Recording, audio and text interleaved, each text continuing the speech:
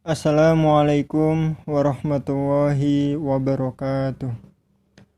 Alhamdulillah, puji dan syukur kehadirat Allah Subhanahu wa Ta'ala yang senantiasa memberikan seluruh nikmatnya kepada kita semuanya, yang mustahil kita bisa menghitungnya.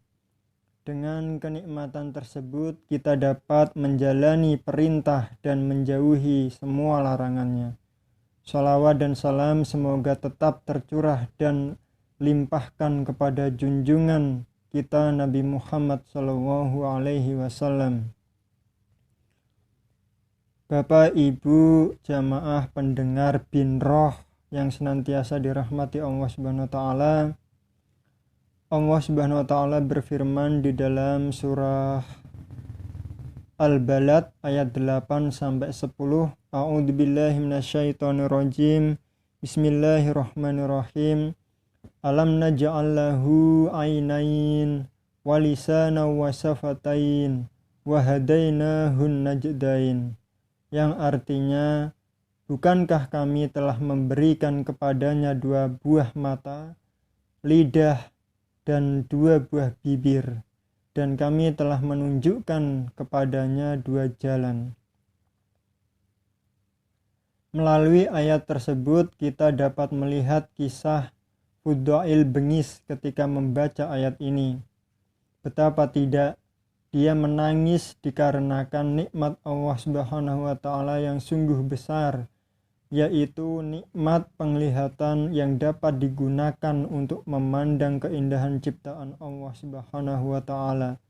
Nikmat lisan dan bibir yang dapat digunakan berbicara, berinteraksi dalam kehidupan sosial.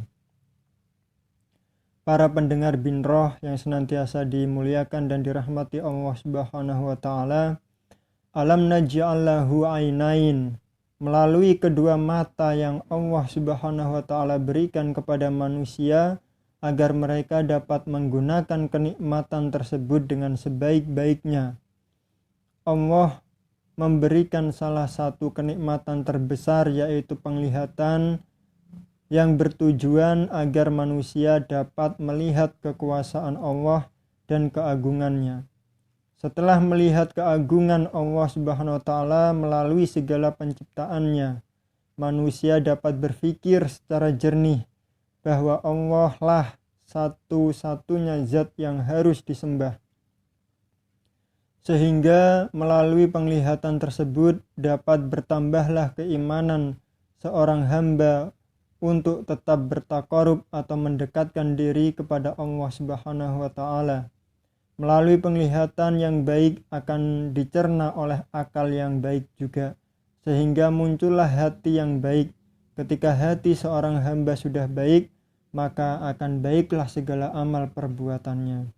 Maka jika kita menginginkan hati kita baik, hati kita yang selamat, maka mulailah mensyukuri nikmat Allah berupa penglihatan untuk melihat kebaikan dan kekuasaan Allah Subhanahu wa Ta'ala.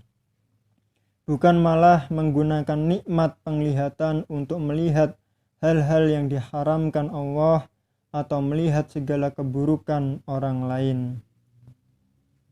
Para pendengar bin Roh Rumah Sakit PKU Muhammadiyah yang dirahmati Allah Subhanahu wa Ta'ala, yang selanjutnya walisana wasafatain, melalui lisan dan kedua bibir kita dapat berbicara dan berinteraksi kepada sesama dalam menjalani kehidupan sosial.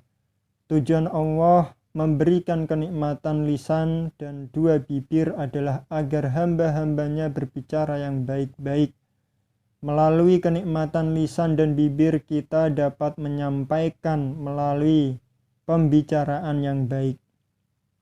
Selain itu, tujuan terbesar Allah memberikan kenikmatan ini adalah agar melalui lisannya manusia dapat berzikir dan senantiasa menyebut nama Allah Subhanahu wa Ta'ala.